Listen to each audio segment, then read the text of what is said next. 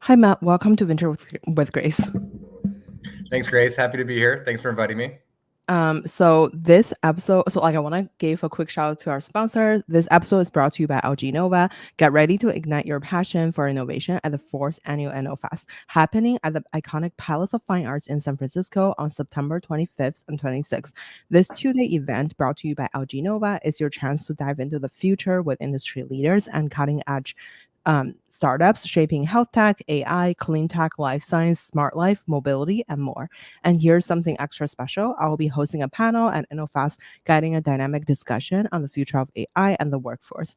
Join me along with other thought leaders as we explore the trends and technologies driving innovation and positive change. Don't miss out on this unique opportunity to be part of the conversation and help create a brighter, more innovative tomorrow. Register today at innofast.alginova.com and be part of the movement at InnoFest 2024. Okay. Sounds like a fun event. I wish I Oh could yeah, go. it's a really great event. You should come. It's a perfect reason to come to San Francisco. I was just there. I was just there in August. I had the best time. As much as New Yorkers like the popular view of putting San Francisco down, I think it's a beautiful city with a dynamic economy and an ecosystem, and I really enjoyed my time there. It was great. For sure. Let me know next time you're here. Absolutely. To start the show, I would love for the audience to get to know you a little bit more. So, like, you have previously worked on the Obama campaign, as well as like you have worked in the government for like in the innovation sector. You have co-founded a health company, and now you're a partner at Max Ventures. Maybe to start the show, why don't we give the audience a little bit of your like maybe highlight of like the core things that you have learned through maybe working in the government to now working in venture. Yeah, sure. And cut me off anytime you want to interject with a question or my government background gets boring. I've told the story 100 times, so happy to take it any direction that you think is most interesting, Grace. So, yeah, I think what I've learned in the government, one is the government has a ton of programs, capital, resources, initiatives that startups and early stage innovation and early stage technology companies can take advantage of. And I don't think it's a well-known fact among innovators that the government can be helpful. I think there's a whole side of it that's vilified as, over scrutinizing on mergers and acquisitions, on creating unnecessary regulatory red tape and administrative burdens. But in reality, there's a ton of capital that can seed, groundbreaking technologies. So you look at the government, the history of investing. Some people think that Silicon Valley exists at the patronage of the Pentagon, which I think is an arguable point. But even today, you can trace things like the CHIPS Act, IRA, that are going to major technology companies striving for manufacturing in areas where we're going to have a competitive advantage for the future and could really define technology for the next 10, 20 years. So sometimes venture capital doesn't even get there as early as government. So government funding is really applicable to early stage, risky, high tech ideas. And I think, one is just like understanding that and knowing that there's opportunities out there. If you're an early stage technology company, all the way through Series A, B, C, there's a ton of programs out there. If you fit the priorities of the government, which are national security, domestic manufacturing, sustainability and energy efficiency, healthcare, there's a lot of opportunity out there. So one is just understanding it. And I think before I worked in the innovation sector in government, I didn't really understand that or consider it. And I thought government money was sort of a black box. Two is politics and government is really different. And I think both kind of relate to venture in some way, but politics is almost the nature of the business of government or the business of winning an election. And so working on political campaigns, you get to do everything from marketing to operations to, building infrastructure to technology adoption, and seeing campaigns, scale and build is the closest thing I got to a startup before working at a startup. So I joined the Obama campaign in 2012. I think I was like the 60th employee at headquarters. And that was maybe, November of 2011. So a full year before the election. And by the end of it, there was 800 people in headquarters. It was $1 billion business. It was raising money, it was deploying money, it was hiring people, it was firing people, it was scaling a national, business that went to every single state and tried to reach every person in the country. So a lot of parallels there. And then, maybe finally, it's like in the world of politics and government, there's a lot of relationship management. And relationship management, I think, is the key to being a successful investor, among other keys. But I think the most important thing is meeting people, obviously, in early stage VC. But meeting people is the tip of the iceberg. I think, building relationships, understanding how to work with people in a non-transactional way. I mean, you might not have a reason to actually work with someone when you meet them, but the ability to stay in touch with them and to figure out ways to work together in the future and build substantive, honest, transparent relationships, I think is something that I take to my day-to-day here as being a partner at Max Ventures. And, you build relationships with people that you like and you think are quality, and you may not work with them for 2-3 years, but keeping them in your orbit and keeping them as allies and friends is important. And a lot of parallels in how government operates also. Totally. I really love like that. Like I feel like relationships definitely the driver of like everything in venture as well as like in business in general. I want to double click on like the programs that the government offers. So like I feel like for the people who may not know, can you maybe unpack on like where can people actually find the program? I know that you said this on like the other podcast about like the National Science Foundation have like some programs, but I wonder like how do people typically should look into where they could get these grants, and also like what were the benchmark that the government are trying to leverage to like evaluate if like a particular company would be able to access the funding, and what's like kind of like ROI for these kind of very risky or like generally like very like innovative projects.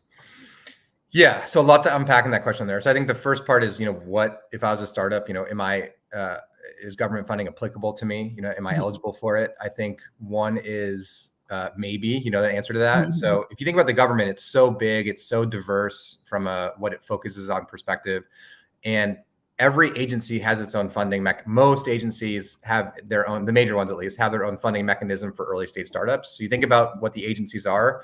You have Department of Education, you have Health and Human Services, you have National Science Foundation, you have energy, you have defense for sure. And so all of them have their own buckets that they allocate towards early stage investing. So first of all, what kind of company am I? If I'm a healthcare company, I'm not going to go look. Maybe you look at the Department of Defense. There could be some angles there with, you could figure out a creative way to maybe get some initiative that's benefits military and healthcare, but whatever. So I would start, if I'm a healthcare company, I would go to Health and Human Services. I would see what their SBIR program is. So I should have started with that. The umbrella program for early stage investing in the government is called the Small Business Innovation Research Program, SBIR. It's non-dilutive grant. So it's not investing, it's not equity. So it's basically free money if you can get it. And they're really looking for technology. So if I'm a consumer app, I'm probably less applicable, less eligible. It has to be some sort of 0 to 1 technology or like a step improvement on existing technology. And so that's kind of the first major sort of consideration. If you are innovating on the tech side, I think government, there is probably some money out there in government for you. And then there's a broad agency called the NSF, National Science Foundation, and they have tech topics that, match all the VC buzzwords that you and I can come up with now. So they have one for crypto, one for AI, many for crypto, many for AI. Many for IoT, which is, a big buzzword a few years ago. They have a ton for, let's see, what else is a good one? Anyway, you could just insert any sort of climate. DOE has a lot of climate, but they have climate too. They have cloud, they have cybersecurity, anything you can imagine. The NSF has pools of funding for it. So the broad technology topics they have, I'd say kind of puts a lot of startups in that wheelhouse that may not think that they are. So if I was a tech company, again, I think tech, you have to really, be honest with yourself. Like, are you sort of driving innovation on the tech side? And then I would look at NSF for these non-dilutive grant opportunities. It is sort of a process to get them and to apply for them. But, once you get them, it's free capital and they can be upwards of 7 figures. And, if you keep advancing, there's phases, phase 1, 2, and 3.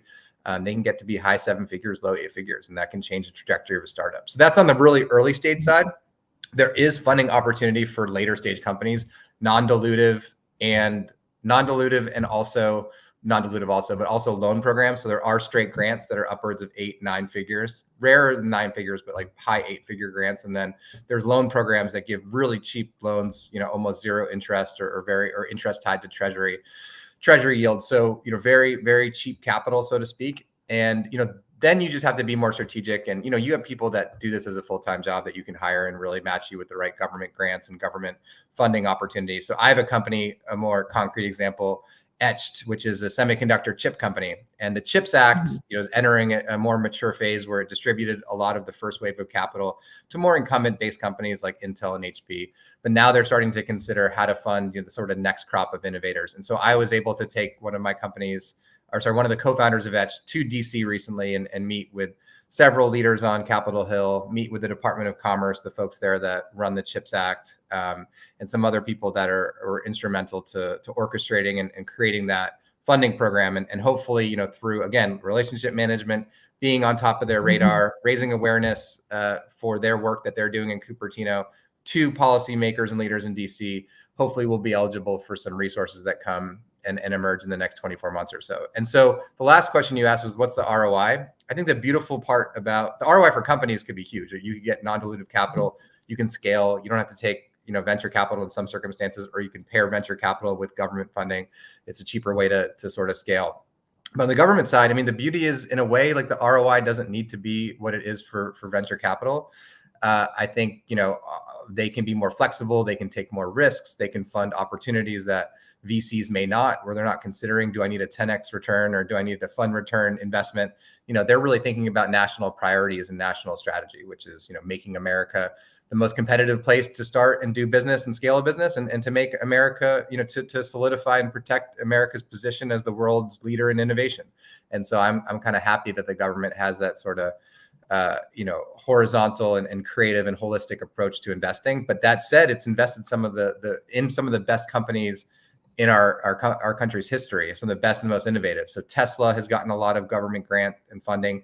Even Apple in 1977 received investment from a fund that got money from a government matching program. So the government runs a fund-to-fund called the SBIC program, Small Business Investment Company.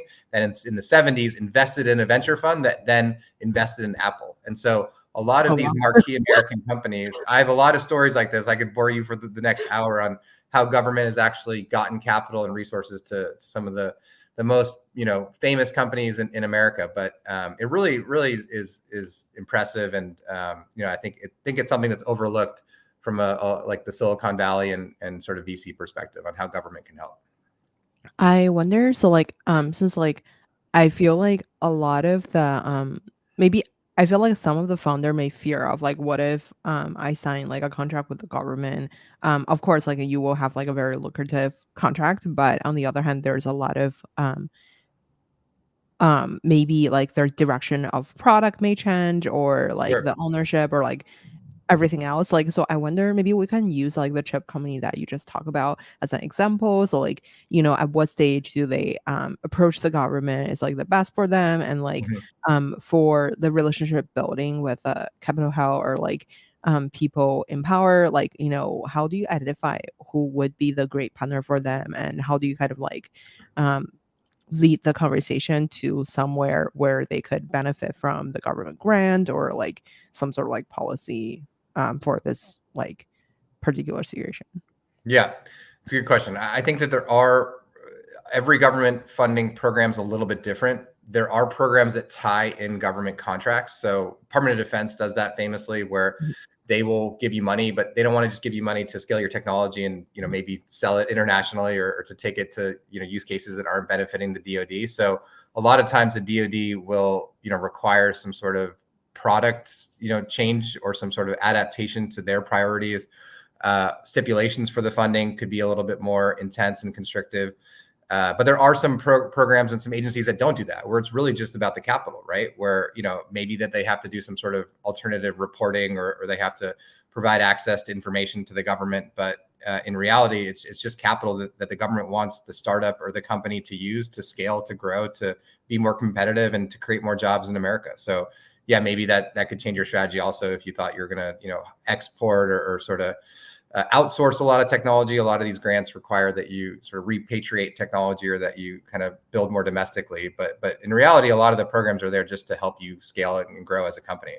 There are, concerns about that. So the company you mentioned, Etch, is a perfect example. Well, they were talking to the Department of Defense, and I think Defense was really interested in what they were building, but they wanted really specific elements, to come along with any sort of funding. And, I don't think that was in the best interest of the company at the time. But some of these grants and funding opportunities on the other side of government, Department of Commerce, they're kind of the big driver of this bill. So that's the primary one now. But that funding is much more flexible and much more oriented towards commercial activity versus military activity. So yeah, I think like anything, we need to stay on top of it as me as an investor and them as a company, and understand what their priorities are. If they change, if the administration changes in November, what is that going to take? How do we keep in touch with the right people as they consider how to allocate the rest of the capital? How do we get our voices heard? And a lot of it is like soft relationship building versus just, applying for an actual request for proposal or actually applying for a grant. So, when things haven't happened yet, it's kind of the perfect opportunity to be a voice in the room and advocate for the small business side of it, not just the incumbents. And hopefully we'll get an opportunity to do that. And to your last question, how do you identify the right people to talk to? I think that's just, my weird background of being a very rare VC that has a lot of government experience. And, this is one case where I'm able to take that sort of weird, unique experience and actually deliver for my company and sort of, utilize my government background for that. But, it's hard. I think it takes a lot of, pinballing around these big government agencies to try to find the right person. And so if you don't know the right people off the bat or someone that does, it can take a lot of time and waste a lot of time. But luckily for all of us in this one example, I was able to get them to the right people pretty quickly. I wonder, so like, let's talk about like, since like you mentioned about, we haven't really touched upon like the Max Venture aspect of Yeah, their let's talk business. about Max Ventures. Yeah, for sure. Let's so I know you guys are like day zero investing, as well as you guys incubate some companies. On a high level, can you give like the audience a little bit of like the overview of the core differentiation of the fund? Yeah, sure. So we are Max Ventures. We're an early stage VC fund based in New York. We just closed our third fund. We have Congrats. about, thank you. We have about 75 investments across the three vehicles. I'd say early stage is day zero, so as early as we can get. So tends to be the pre-seed and seed stage. We have a focus on healthcare. I'd say we're a generalist fund for sure, but we've been over-indexed in healthcare intentionally in the past two funds. We think it's a tremendous time to be investing in healthcare from a regulatory perspective, from an upswell and sort of macro tailwinds of modernization. All the big hospital systems are really keen on adopting new technology to modernize. So it's been a really great era for tech investing. And then, I think on the sort of patient side too, there's been a demand and more modern care and a more contemporary experience for the patient. And so, you see patients being treated in totally new and different ways. And then you see all the infrastructure and the IT and the enterprise SaaS coming up behind it to really change the way that these big providers, these big hospital systems, and these big healthcare providers work. And so, yeah, but in addition to healthcare investing and sort of generalist investing, I think our core differentiation is that we're company builders also. So we've started 8 companies out of the fund in Max Ventures in the past 7 years. I wouldn't even say it's an incubation strategy. I mean, I think that's not the right word. And the studio model is certainly not what we are, which I think that there's a lot of problems with that model. But I'd say once a year, we'll co-found a company. We'll have a good idea. We'll get really excited about it. We'll do our discovery, our diligence. We'll arrive with conviction that we think this is a company that should exist. And then we'll go and we'll find a really talented founder to co-found it with us. And so we'll bring it to market with that person. We'll raise capital, maybe before, maybe after. I think key also is getting a first customer. So we'll do our best to get a first big design partner or pilot, especially if it's on the enterprise side or the healthcare side.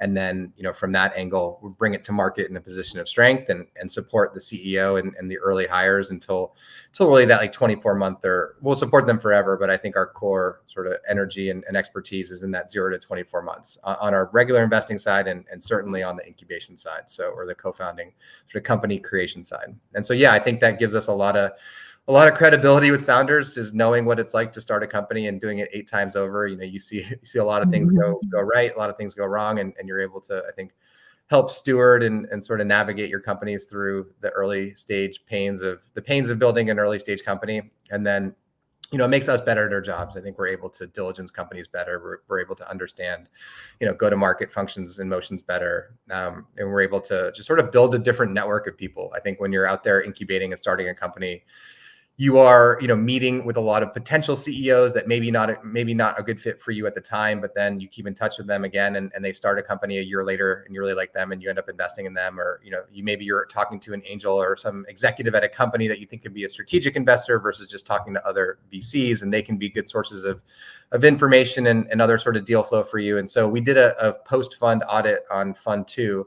And we incubated 3 companies in that fund. And from those 3 companies, we invested in another 6 companies that in some way, shape, or form came from the incubation activity. And so, really, really, I think is a really augmentative force for us as a fund. And it's also really fun. I mean, I wouldn't say you need to be an operator to be a VC, because I think those skills are actually pretty different, although there's a lot of overlap on the Venn diagram. But, obviously starting a few companies through my role at Max Ventures, has certainly, I think, made me a better investor. And so it's also really fun, and I think creates more empathy. And I'm really happy it's a part of our strategy.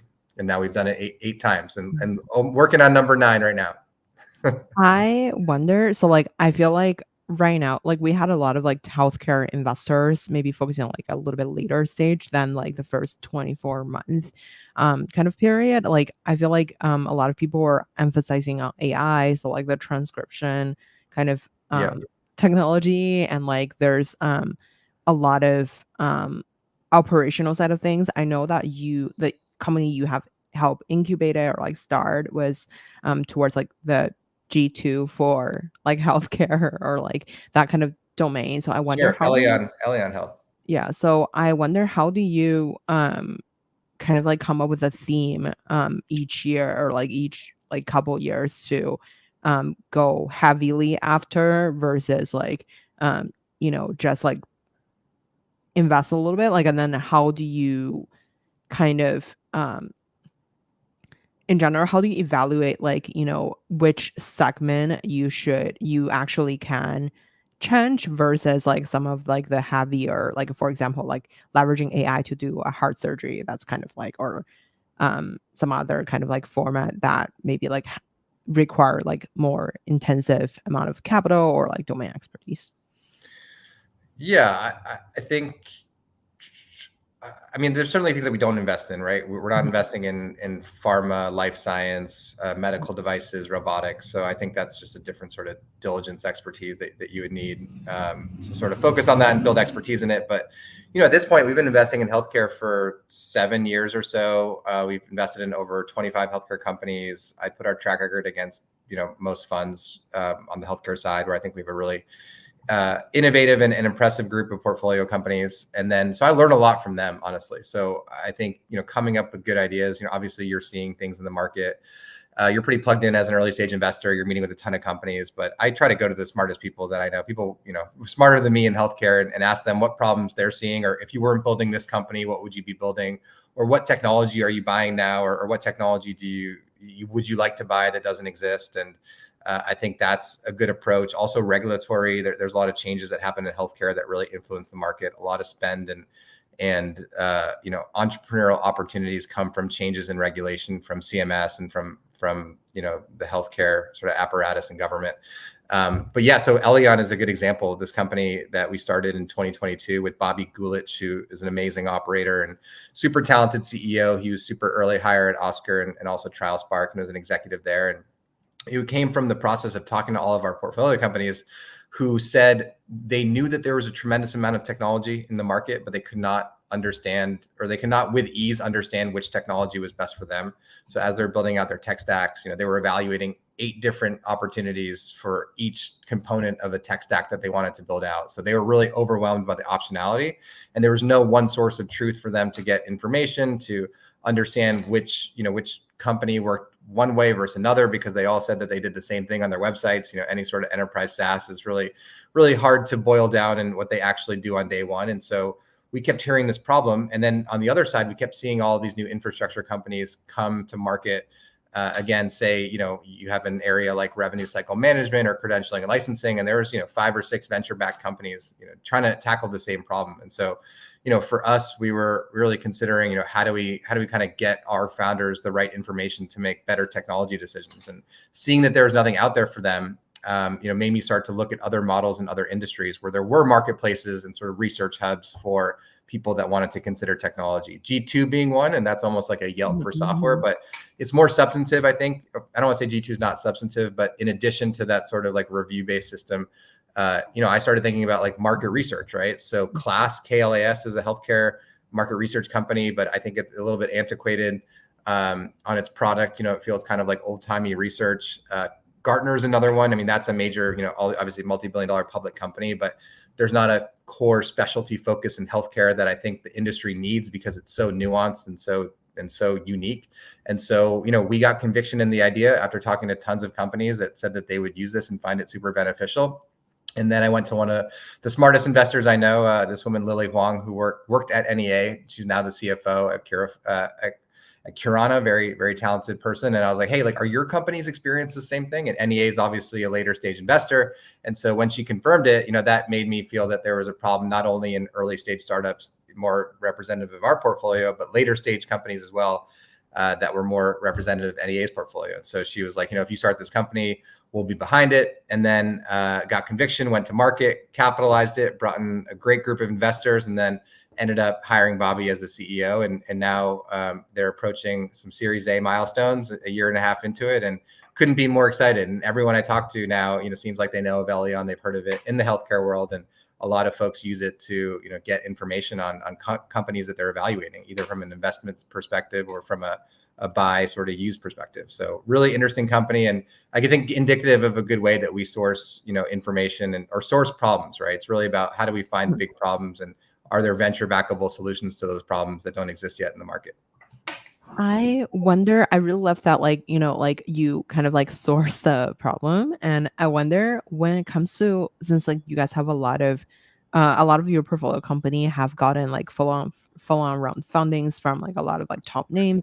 How do you kind of build up the pipeline to, first of all, like when you identify them in the 0 to 24 month stage, um, you just mentioned about like this company, it was more towards you identify the problem and then you find like a person who is like a great operator coming from relevant companies that already have some sort of success. I wonder, first of all, like, how do you like staying in touch with like top executive from these different companies to convince them to start this new company? And like, is there like any particular kind of like filter you have to go through to see like who may be interested in starting a company or who actually would be able to actually start a company? Because I feel like that kind of it's like a really big leap from their like very like later stage position or like life. So like how do you kind of like convince like really strong executives to start a company in a particular stage, and then how do you kind of like put together the cap table for them going forward? Yeah, great question. I think it's like the most critical thing about company building or incubating on the VC side. So it's more, there's an art and a science to it a bit, I think. So, one is like, how do you make your incubation or your building opportunity the most attractive to the highest quality person that you can find? I think there's a few things. One is raising some capital. So obviously having some money in the bank, which de-risks it. So if we kind of raise your pre-seed round for you already, and you would have enough money to sort of figure out product market fit or figure out go to market, I mean, that's a big relief. We're usually not asking people to come in and like raise the round immediately. It's usually, we will have the capital raised from not only Max Ventures, but, I think at this point we've done it so many times and we have a good reputation in the company building and sort of, company creation world that we're able to bring on some capital partners early. And then two is, I think, getting a customer, right? Getting some sort of design partner, right? Some big enterprise validates that this idea is worthwhile, worth pursuing. There's some sort of ACV or there's some sort of revenue coming in the company. It doesn't need to be big, maybe very minor, but you have the backing of a potential customer that could potentially, grow in scale and the ACV could grow in size. So those two things are really important. And then, like having the right sort of infrastructure in place, whether it's us on the board, other investors on the board, access to early hires, access to, maybe some folks that can help on the tech build side or the product side, really kind of making it so that this founder can come in and really hit the ground running, have enough capital to find product market fit, have a first customer that really validates the business. And I think that, attracts the best and highest quality founder. And they don't always need to be an executive, quote unquote. I think it's just like, who is the best person available or who's the best person we can find for this particular company. It could be someone younger that's like really gung-ho and entrepreneurial and a little bit younger in their career, although we tend not to go too young. I mean, usually our incubations tend to partner with folks that have had a lot of experience operating, but it just depends on the profile, and sometimes the salary will be representative of their experience. It won't just be like, here's like a 100K salary because this is a startup, this is what it takes. We're very cognizant of people's family and people's like kind of lifestyle conditions. So it's really just about finding the right person and figuring out the economics later. And then on the cap table side, and that's the most important, I think for us, is like making it very founder friendly or very sort of founding team friendly. So the vast majority of the equity, we reserve for the companies. Our take is not, I think, not predatory and not, not super, not very, in a sense, like is not anything that's going to corrupt the business from future funding rounds. It's not going to, raise anyone's eyebrows. It's something that's very, we think it's very fair. And so I think that enables founders to come in and feel like they have real ownership, and they're not just mercenaries for hire, not just CEOs that we're hiring to run an idea that we have, but they're more co-founders and they're more partners in this enterprise with us, right? And so I think we want to make them feel incentivized and make them feel really excited and have a lot of ownership. And I think that's a critical way to do it that we've seen a lot of these kind of incubation studios not undertake. And I think it's been to the severe detriment of their business model. I really like what you said about it's kind of like Max Venture would be doing the major of like the heavy lifting. How do you kind of think about the portfolio construction perspective, since like, it sounds like a lot of like heavy work on your end? Like how much ownership would you be like shooting for, or like in general, like how many companies do you guys have the capacity to actually incubate versus just like investing? Yeah, great question. We talk about it all the time. Like, what's sort of the breakdown of time, and how do we ensure that we're allocating our time appropriately across incubating and investing? So I'd say we have enough bandwidth to usually start like one company a year. We are considering hiring someone for our new fund that we just closed. So maybe a quick pitch, anyone really talented, sort of senior associate to principal level that's interested in investing and obviously the company building side. I mean, we're kind of considering what profile of person to hire and help us kind of scale our expertise and our activities on the investing and company building side. But yeah, I think it tends to be like one a year, right? And then we'll invest, typically like 7 to 8 companies a year as well. So maybe in a year we'll do 7 core investments and 1 incubation, and across a portfolio, I'd say we have about 22 to 25 companies we aim for. I'd say half are that kind of pre-seed stage where we're leading these deals. We're kind of the biggest check. It's kind of, we're kind of putting the syndicate together. And then the second sort of bucket is more like seed stage companies where maybe we're part of a syndicate. We're the number 2 investor on the cap table, or we could lead it too. But, usually if it's a bigger round, we'll be part of the syndicate and sort of taking the sub lead position. And then on the incubation side, we're hoping for 3 to 4 incubations a fund cycle. And as I mentioned before, 3 incubations can lead us to 6 or 7 deals. So it's not only like when we're spending time on incubation, it's at the detriment of our investing activity.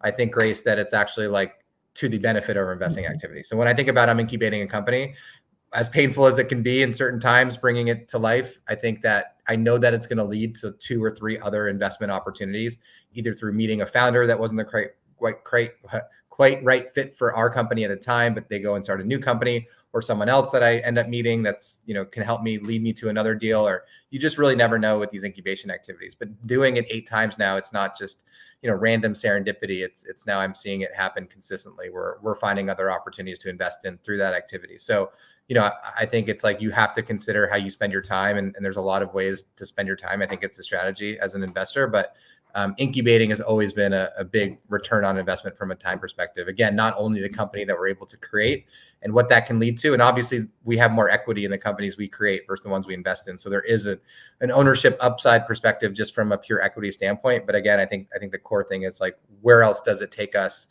Who else are we able to meet through that process? And it's always been augmentative, not just from that in one company perspective, but it's always led us to other deals. So yeah, but to your point, it's a lot of work for a small fund, and hopefully, in this new fund, we'll be able to add to the team and expand our company building and investing activities in the future. So definitely good question.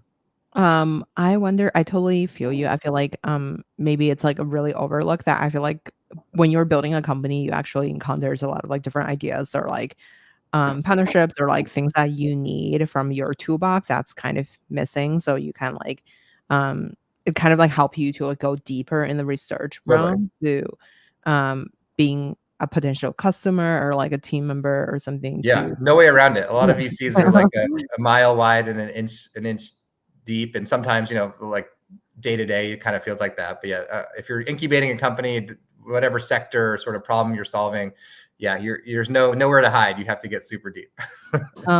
I wonder when it comes to thinking about like raising a fund. So like I know that like you guys just obviously you just mentioned like, you guys closed the third fund and like what's the evolution like from like fund one to fund three and from like strategy perspective to kind of like the approach of um the when you have like you know different size of funds but versus like at the very beginning. I know that you guys also invest in a lot of not in a lot of, but like maybe like 80% in the US, but like some Scandinavian companies because of Hmm. um the co-founders like background from Sweden.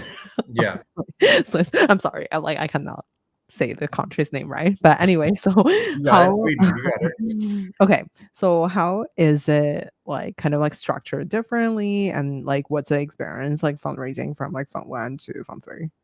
Yeah. Um, so I think not being a thesis driven fund, I think, is really important. And I don't know if I'm super bullish on thesis driven funds because Mhm, macro conditions change, industries go in and out of favor. I mean, imagine if you were just like a consumer pre-seed investor in mhm, 2015. I mean, it's a great era because you're seeing like Warby Parker, Harry's, you're seeing everything from consumer kind of scale and raise a bunch of capital. And then imagine if you're just like a crypto fund. I think crypto is different mhm, because probably if you wait it out, there's always cycles there. But anyway, if you're too constrained, I think when you're starting your own fund, I think you can kind of get ossified or you can kind of calcify around an area that may not be a mhm, great place to invest in the future. So, I think that we were really intentional on not just being like, we are one industry, this is all we do. I think the generalist perspective was right. And then I think the company creation perspective, and we always had that as being a big differentiator and a big motivator for us to sort of separate from other pre-seed funds. So even from fund one, we were incubating. Fund two, we doubled down on it. And fund three, we've already have our first incubation out of our new fund, and it's core to what we do now. And so I think the strategy hasn't really changed that much. I think the fund size has changed, so we're able to get a bit more ownership. We're able to lead more deals because our check size is kind of more indicative of what it takes to lead a pre-seed or even seed stage or seed sized round. But the strategy hasn't really changed. I think it's just more solidified. Now we have data points to sort of point that our strategy is working, that we're able to invest in a lot of stellar companies and stellar entrepreneurs, and that it all sort of compounds in a beneficial way. So the more companies you create, like we mentioned, the more you learn, the different people you meet, the more differentiated your network becomes, the more opportunities that you see, and the more your reputation starts to grow as really good pre-seed investors and company builders as well. And then the better you do in a certain industry like healthcare, again, success begets success in this industry a lot. So that when our sort of early stage healthcare companies we invested in 2017, 18 are now entering like Series C, Series D territory. I mean, it's leading us to a lot of sort of like refreshing and replenishing network effects from being kind of early to healthcare in New York City, and now I think we have a really good access to the ecosystem here. So yeah, I'd say that's kind of the big changes or evolution, so to speak. I think maybe one change that we had, to your point about investing in Europe, was that in our first fund, we spent a bit more time in Scandinavia investing in early stage companies coming from Sweden. Now we don't do as much. I'd say maybe like one or two deals a fund cycle. We'll look to Europe, and it's been really good for us. So one of our biggest companies in Fund One is Sana Labs, SANA Labs. They just raised a pretty significant funding round from NEA. This guy Scott Sandell, who's a sort of legendary Hall of Fame investor. I mean, just led 2 rounds back to back for them. So that's one of the fastest growing companies in Europe, and we were able to get into it because we were in Stockholm at the time, and we met him, and he came highly recommended from our Swedish connections and network. And they were like, this person is the smartest person that they've met since Daniel Ek, was what we heard. So you got to invest in that person when that's the introduction.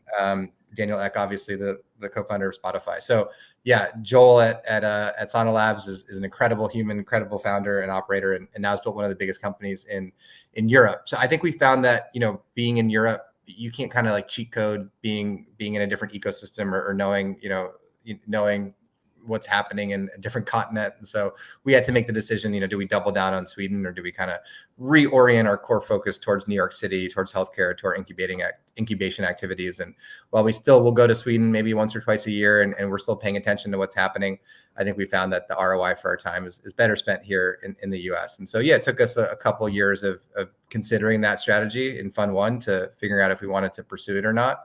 But, you know, we came to the conclusion that, you know, I think it was better spent time here. So that's a little bit of an evolution. I'd say if you caught us at Fund 1, we might talk about our European focus a bit more, but you know, now it's more minor of what we do. But yeah, I'd say generally strategy has not changed.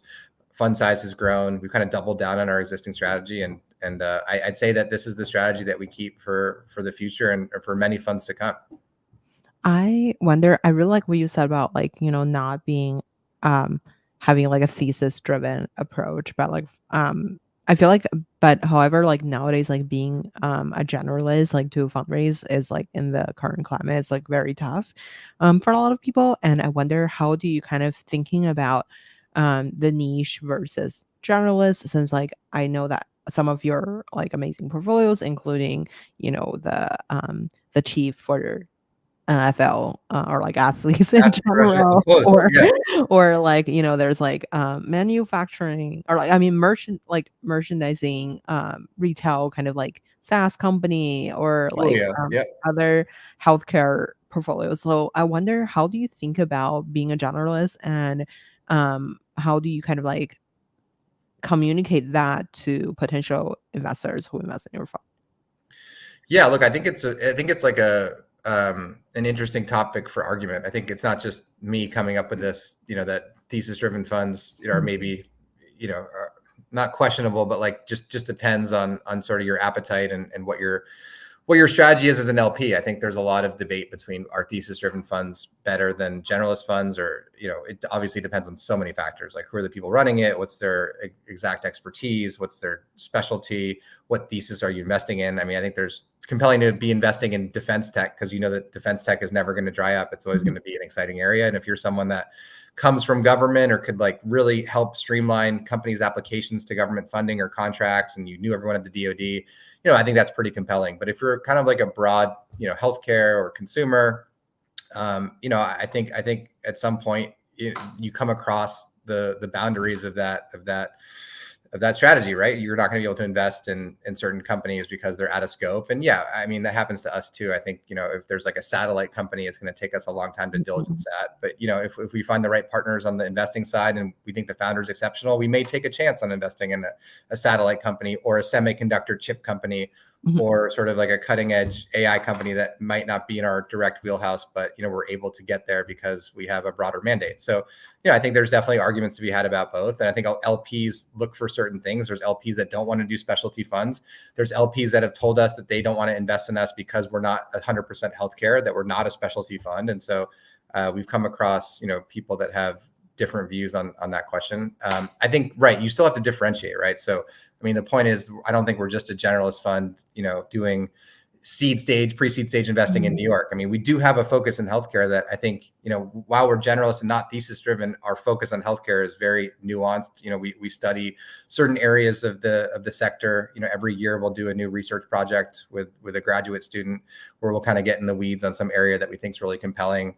We'll have pretty, you know, solid conviction in the areas of healthcare we want to invest in at a current period of time, which has led us to a lot of good deals. And so I think we're able to kind of straddle both worlds, where we have a lot of expertise in healthcare and we double down on that on the research side, and then we're able to still be generalist and find a lot of compelling opportunities on their sectors. And then again, a core differentiation, Grace, I think, is the incubation part, which our LPs are really excited about, and they see that as like a super power differentiator. So I agree. I think if you're just a generalist seed fund, you know, I think you really need to think about your differentiator, but I guarantee you that they all do, and they all have good answers and compelling narratives for why them. And you know, I think for us, you know, just focusing on the incubation piece and a really good track record in healthcare, in addition to a good track record as generalists, you know, gives us a lot of compelling differentiators.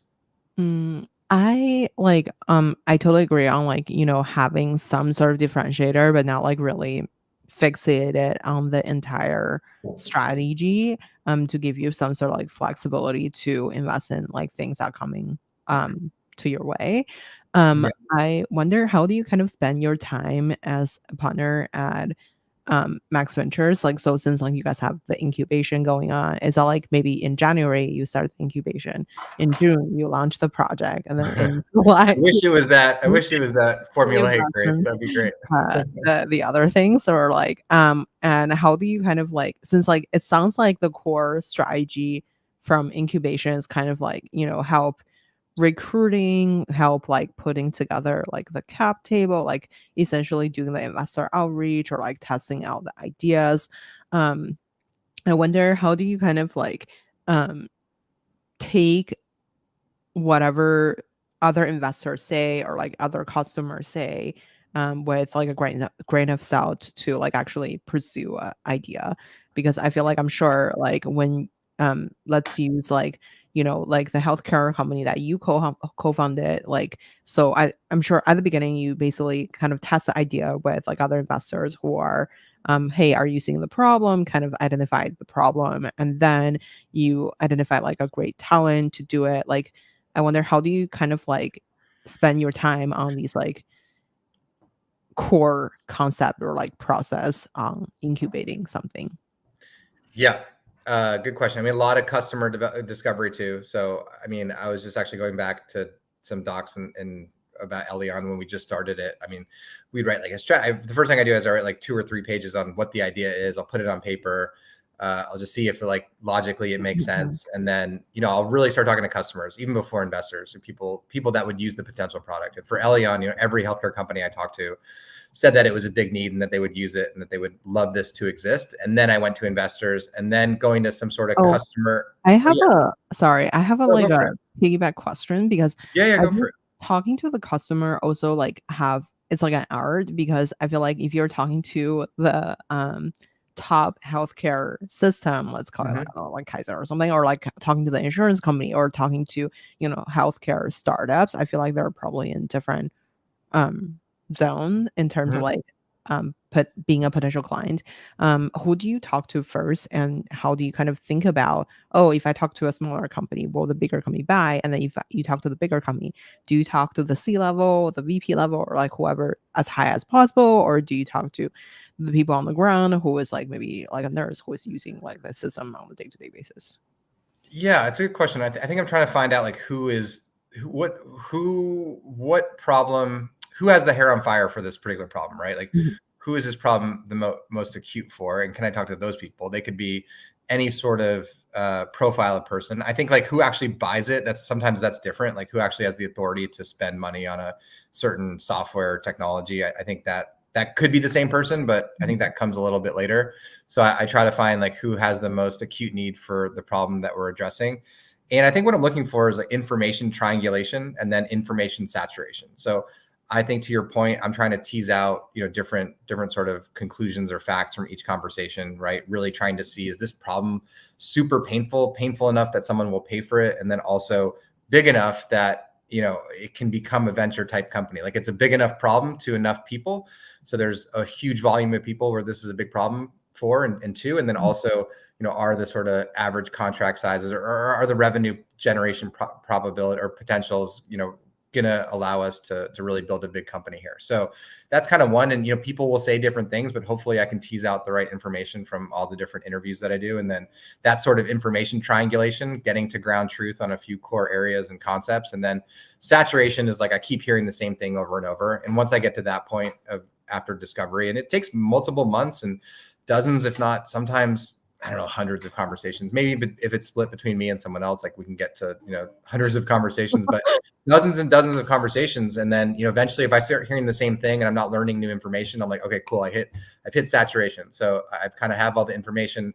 I keep hearing the same thing after like 40, 50 calls. I feel like I have enough information now to make it compelling and to make a decision with conviction, either one way or another. And so I do that a lot in diligence too. And obviously not hundreds of calls there, but if I'm trying to figure out, if this is a founder I want to work with, I'll try to get a lot of references and start to hear the same thing over and over, and start to get a clear picture on who this person is and their capabilities. And so again, it's a kind of an example of like how the company building process makes me, I think, a better investor sometimes. And then like how we spend our time. I mean, I think as we're partner, we're a really small fund, so I do everything from intern stuff like updating logos on the website to raising 7-8 figure checks from LPs. So it all, to leading deals, to starting companies, to sending out email digests, to hosting dinners and sending RSVPs. So everything, calling catering companies. We have some help for maybe some of the nitty gritty operational logistics, but like we're doing everything. And it's like, this is a startup in its own right. Max Ventures is, we raised 3 funds, but it still feels like a small growing company. And we have a really, really strong work ethic and roll up your sleeves, kind of do whatever it takes from the fund side. And just kind of all hands on deck for everything we have going on. And on the incubation side, I think it just depends if there's an idea in the hopper, right? So I'm working on one right now. It's probably taking like 15 to 20% of my time, and I'm getting to some critical sort of milestones to decide, if we're going to scale and actually start to really, drive this forward. And then if we are actually kind of greenlighting a project, it can get to be about 60 to 75% of my time for a few months at least in the sort of crux of it, while we're hiring the CEO, while we're fundraising for it. But usually my partner and I, we won't have 2 ideas going at the same time, and one of us will kind of be the co-pilot. And then if someone else is starting an idea, we'll flip and the other person will be the co-pilot. But yeah, I think it just scales based on what's kind of happening on the incubation side. And sometimes, there's no ideas on the table, and we're 100% looking at early stage deals and deal sourcing and deal investing, and incubations are on the back burner. But if one of them sort of comes to the front burner, then it takes over for a little bit, but again, in a good way, because it leads to a lot of amazing things. I want to just like double click on the dinner part. So like I know that you and Chris like did the Chris Harper, who introduced us. So like for the Columbia LP dinner, so like I wonder, do you feel like a lot of potential LP leads would come from like socializing events, or do you feel like this is more for like the longevity of like just like building a brand in the ecosystem? Like how do you think about the dinners or events like contributing to the fund itself? Yeah, I think those 2 things aren't mutually exclusive, right? So I host LP dinners not with the intention of like closing $1 million check that night, but really for relationship development and having, more awesome people that are in my network that, again, you might not even be raising a fund at the time. So I'm doing another dinner with Chris, or Chris is definitely coming. We just talked about it this morning, actually. Another LP GP dinner for the Columbia Business School community. And that's where we both went to grad school. And I thought it would be a good idea to bring enough, to bring some GPs that are Columbia alumni that are running their funds, and bring some LPs that are investing in GPs.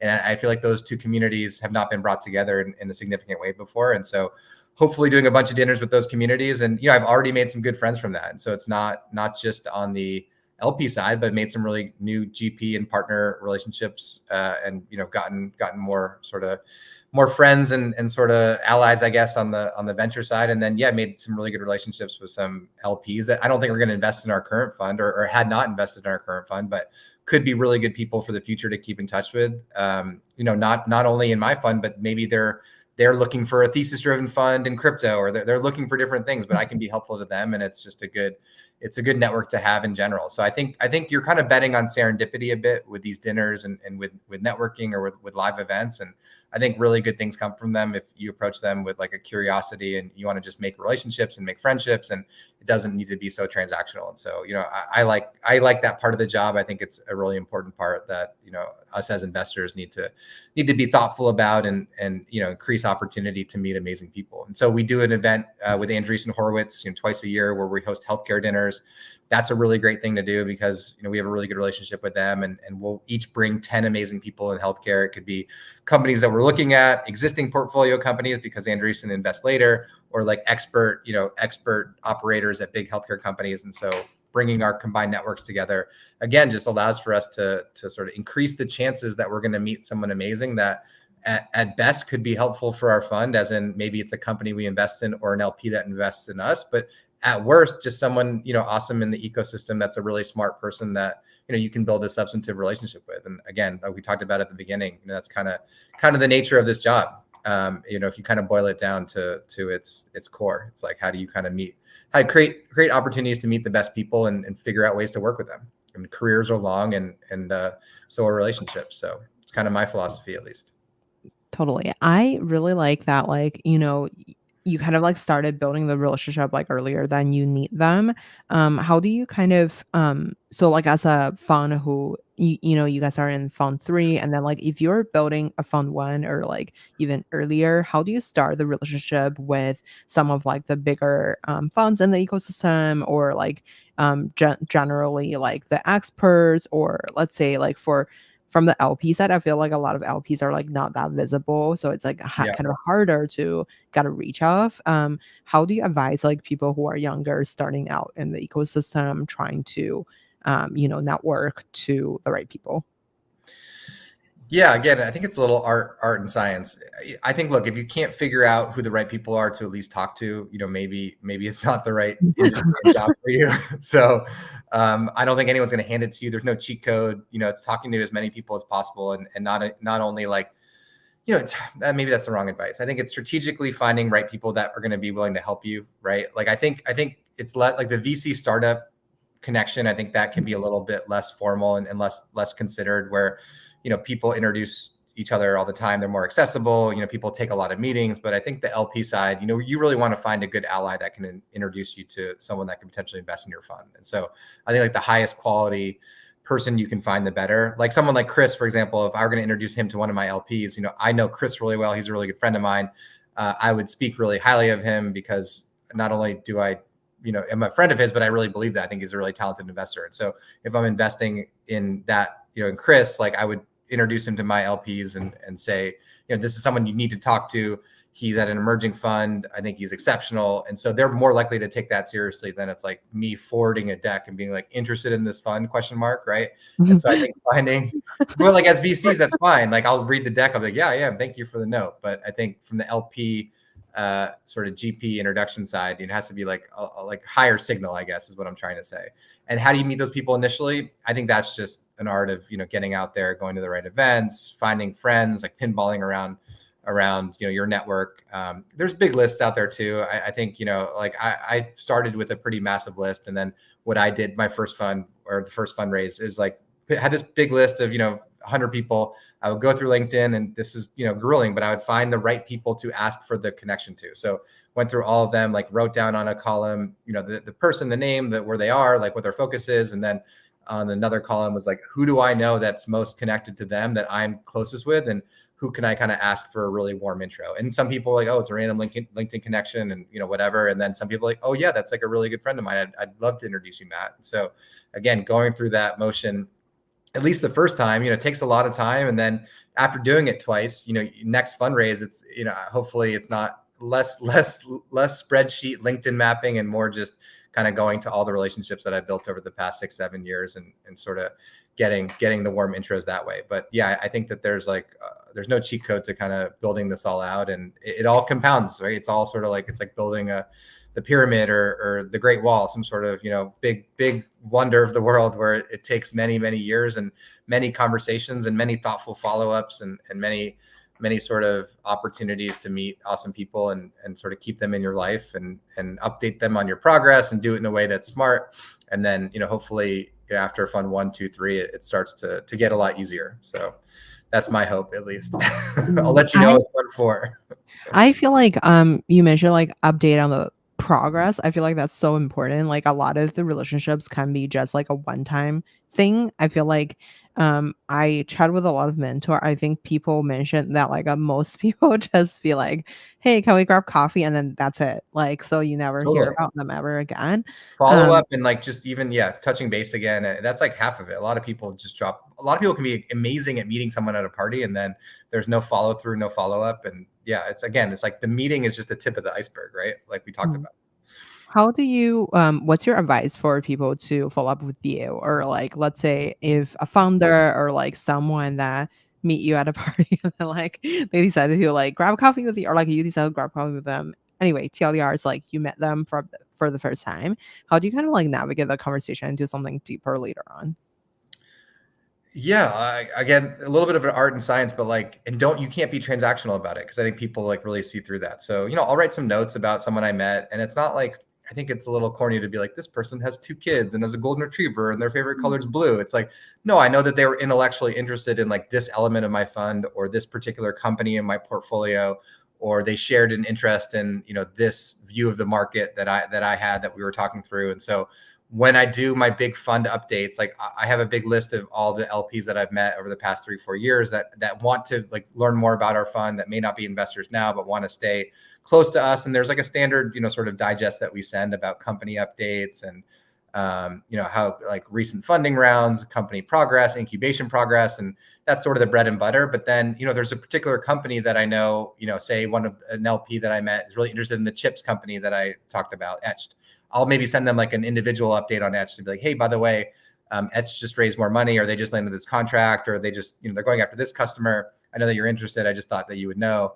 So kind of getting more specific on the information that you kind of communicate to them, and sort of figuring out like worthwhile touch points, not just like, oh, I saw it was your birthday today because I saw it on Facebook, like happy birthday. It's like, what are they interested in specifically about your fund, and how can you communicate that information to them, with purpose and with reason. So I think that is like a little bit of an art, but I think, it's really appreciated on the other side. And I appreciate it too when someone sends me something that I think is really relevant.